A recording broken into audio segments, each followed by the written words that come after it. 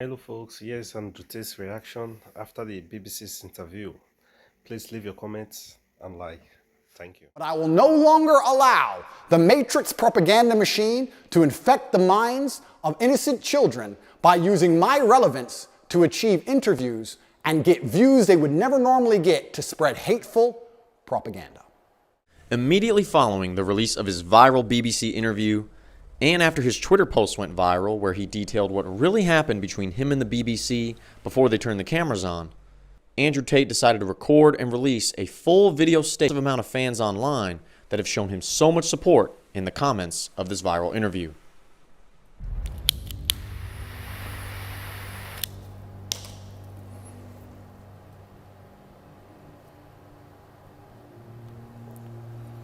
In the interest of saving absolutely everybody's time, I feel like doing a generalized statement to all legacy media inside of the Matrix.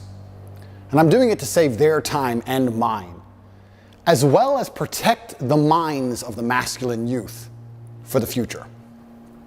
I want to make it very clear that the legacy media, which I enjoyed the company of today, have made a massive mistake and missed a chance to do some genuinely interesting journalism. After being unfairly incarcerated in a Romanian dungeon, I thought that even the BBC, in its absolute arrogance and hubris, would be smart enough to come to me after 6 months, being the first interview I gave to the Matrix, and be smart enough to ask questions people were genuinely interested in. What's it like inside of a Romanian prison cell? How were you treated? Why was a person's liberty deprived of them for 6 months without charge? How is your mental state post your unfair incarceration? Things people are genuinely interested in hearing. But instead, they came with the same old talking points. And I'd like to address all of these talking points to the Matrix media now to prevent this happening again, because it's a monumental waste of everybody's time. I say things on the internet. I've been making content on the internet for a very long time. Finding a clip from 2016, 8 years ago, finding a 4-hour-long podcast from 2016, ignoring all context, ignoring everything positive I say about men and women and the world, and taking a single sentence and trying to pretend that's my entire worldview is not the bombshell you think it is. Nobody cares. Everybody understands what satire is. Everybody understands what a joke is. Everybody understands it's the internet. Everybody understands all of these things. Plus, the people who know the truth of my message are very capable of understanding what is satirical and what is true. People are not as stupid as you'd like them to be. Sitting down with me and missing the chance to have a genuinely interesting interview with genuinely interesting questions that people are interested in hearing the answers to, and instead attempting this attack to get this bombshell aha moment is never going to work. Because one, I'm too smart for all of you. And two, nobody cares. Nobody cares I made a joke 8 years ago because everybody knows I was joking. And everybody knows the truth of my message. So you're wasting absolutely everybody's time. Worse than wasting everybody's time, what you're genuinely doing is damaging the minds of young men. And I think I have a responsibility as one of the most influential men on the planet to protect the minds of young men and all of the men who look up to me. Nobody, no young man below the age of 30 has any interest in what the BBC or the legacy media say. They don't care and they don't watch it, unless I appear on there. So when I sit across from a reporter who says that having a nice car makes you a misogynist, it's disingenuous. And also financial success correct. With a Bugatti and a cigar, but it comes with a side order of misogyny. How does having a Bugatti and a cigar come with misogyny? Because it's all mixed together in what you teach. I find that to be extremely dangerous rhetoric. I find that to be extremist rhetoric. And I think it's very dangerous for young men to think if they work hard for something in their lives, if they dedicate themselves and they're diligent and hardworking and they try hard, that they'll be a bad person. I hate the idea of a world where a man who dedicates himself to excellence so he can enjoy the finer things in life is criticized and ostracized and called horrible names purely because he's been a hardworking male. And I don't like young men hearing these extremist ideas. And they're only going to hear these extremist ideas if they watch the BBC, which is an extremist organization. And they're only going to watch the BBC if I talk to the BBC. So I feel like now that these people have proved themselves to be extremist and very damaging to the minds of young men, I have an obligation to not interact with them very much because I don't want them spreading their extremist propaganda. We have a men's mental health crisis. Young men are disenfranchised. The suicide rate amongst men is much higher than women, and everybody pretends to care. But when I come along and say, I am a man, I've been a man, I know how it feels to be a sad man and a happy man, and I found happiness through masculine achievement and strength, through working hard in the gym, through dedicating myself, through building a life worth living, through taking care of the people who I love, both male and female, through becoming financially successful, through sticking up for myself, through having opinions, through being a man of honor and courage. When I do these things, I'm ostracized and they're attempting to destroy my life. This goes beyond a few media interviews. They are attempting to put me in jail and destroy my life because I am helping young men. They don't care about men's mental health. They have no interest at all. In fact, the ideas they purport, like I've just explained, are genuinely damaging to the mindset of young men. On top of this, they waste everybody's time because their aha moment never works. Nobody's interested in it, and I destroy them with ease. But my hourly rate is high. It's not very fun for me to do. I just do it. It has to be done, but I don't particularly enjoy it. I allowed you into my home. I'm doing you a favor, giving you the first interview I'm giving to the public. You don't come here with a position of authority. You're not the police. I don't respect the BBC. I don't know you. You do not come here with a position of authority over me.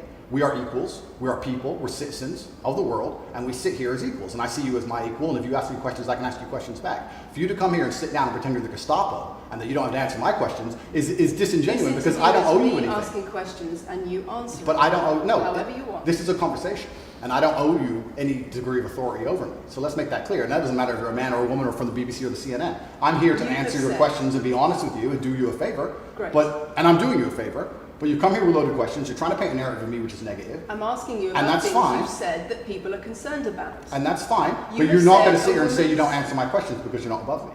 Not only is Andrew Tate doing a favor for these media outlets by doing an interview with them and getting them so many views and clicks online that they would never get on their own, but he's also doing a favor for himself. Because when he does interviews with these traditional media outlets and he highlights their targeted liberal agenda, the ridiculousness with which they ask questions and bring up information from 7-8 years ago from one little clip, and it shows how they frame certain people that actually commit crimes in such a positive light, and then how they frame certain people that just create controversy like Andrew Tate in such a negative light. And because of the articulate, calm, and confident way in which Andrew handles these attacking questions on a consistent basis, it creates even more hatred for these media outlets online and even more support for Andrew Tate online. Now, unfortunately, Andrew won't be doing any more interviews anytime soon. That is, unless these media outlets pay up and bring him a box of chocolates. In the interest of spreading good and positivity in the world, which is my number one objective, I am making this clear to all legacy media outlets. I will no longer interact with you for free. Nobody cares that you lie about me and nobody cares what you say. You have destroyed all of your credibility in the last 4 years of constantly lying about everything. And continuing to lie about me will only destroy your credibility further. I have an organization called Tate Pledge, which you can see. Go to CobraTate.com and click at Tate Pledge, and you will see that I dedicate $25 million a year to feeding children, both male and female, in war-torn countries. I would like to think that even the legacy media can agree that feeding children in Sudan, or Turkish children after an earthquake, or Syrian children in refugee camps is a pretty positive thing to do for the world. In my last BBC interview, she tried to spin it and say that what I'm doing is somehow negative because I'm only doing it for myself. But this is the level of delusion these people operate under. Because some people would look at that and say, okay, so before you got money from attracting people to your website by making controversial comments, but that might have got you into trouble. And so now you're looking for a new market. You're looking for a new market of followers who are attracted by a different sort of persona. I've always done the charity work, so that is obviously incorrect. And I have proof that I've always done the charity work, so you're wrong. Tate Pledge is funded 100% by me. This is my personal money. But I believe if the legacy media is intent on spreading hate, intent on spreading extremist ideologies, which it seems they are, not only the extremist ideology that men shouldn't work hard, but also a bunch of other ones which I don't need to mention because most thinking people understand what the legacy media is trying to purport on not only the population, but the young children of the world. And what they are trying to push is far more damaging than me saying you should go to the gym. Therefore, I no longer have any interest with interacting with the legacy media for free because I don't want their extremist views shown to young children without doing some good for the world. My fee from this point onwards is $50,000 and a box of chocolates. That is what it is going to cost you to speak to me. If you are from the Matrix, you will give me $50,000 in advance, which will be donated to Tate Pledge, which will be used to feed children in war-torn countries. And you will also bring a box of chocolates to my gate, which I will ingest as I listen to your Matrix propaganda and destroy you. Because I deserve chocolates if I have to put up with you. I am an extremely successful man, and my time is valuable. And you're wasting mine, yours, and everybody else's. So if you're going to come along with your extremist ideas, I would at least sleep better at night if you were feeding some poor, innocent children somewhere in the world. But you have no interest in doing any good for the earth. You're only interested in spreading hate, unlike me who wants to do good things. So, post my BBC interview, I've been contacted by the New York Times, CNN, the Clinton News Network, all of them. And they're all desperate to interview me because they understand the number of views it will get. I want to try now, I want to try now. And they all want to try a different version of the same aha moment. Not understanding, because they're completely detached from reality, that it's not an aha moment and nobody cares. They're not interested, they're not smart enough to look at the board of the chessboard and say, this isn't going to work. Let's ask him questions people actually care about. They're not that smart. So if you want to waste your time and mine, that's what it's going to cost you. $50,000, I managed to procure meals at around 80 cents each, so we'll feed over 60,000 children for wasting an hour of my time, plus a box of chocolates. That is my fee from this point forward. I will still speak to non-Matrix media outlets who are interested in the truth, interested in asking interesting questions that people want to hear the answers to. I will still be available to do my own podcasts and tell the truth. But as long as legacy media retain their reputation as peddlers of extremist ideology, I no longer have any interest in promoting them and making them relevant. It's better we allow them to become irrelevant, which they are doing, through their own dishonest actions. I will no longer interact with any of you for free ever again. So, to the 64 journalists who have emailed me so far since the BBC interview, do you have $50,000 in a box of chocolates? Because I'm not interested in speaking to you for any other reason. I actually think I'm being quite kind only charging 50 grand. I should charge 200 grand, but I'm a nice man. And $50,000 will still feed a lot of children. I promise any legacy media outlet that pays me the fee can have an interview. And I also promise to provide full accounting and receipts to prove that that money goes directly to charity, to feeding children in war-torn countries. But I will no longer allow the Matrix propaganda machine to infect the minds of innocent children by using my relevance to achieve interviews and get views they would never normally get to spread hateful propaganda.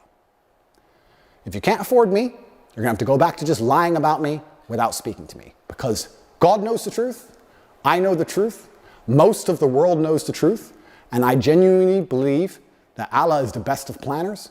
And whatever happens to me, regardless of whether I am martyred, regardless of whether they put a bullet in my brain, I know what I have done is good for the world, and the things I will do will continue to be good for the world.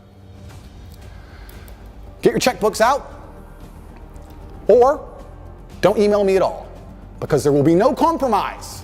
I don't care what you try and do and say to goad me into an interview. You can lie about me all you want. It's what you do already. I'm not afraid of your lies.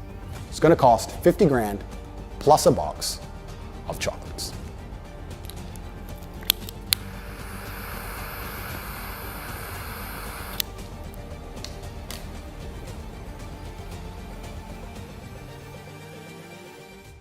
I cannot wait to see which media outlet decides to pay up with the $50K and with the box of chocolates. Because Andrew Tate is still on house arrest, so any media company would have to show up at his house, not only with the money, but also with those chocolates if they want to do an interview. But if there is another interview that Andrew Tate does with any of these outlets, I'll be sure to post about it. So subscribe if you want to see that. If you want to check out another one of my Andrew Tate videos, you can click right here. As always, thanks for watching.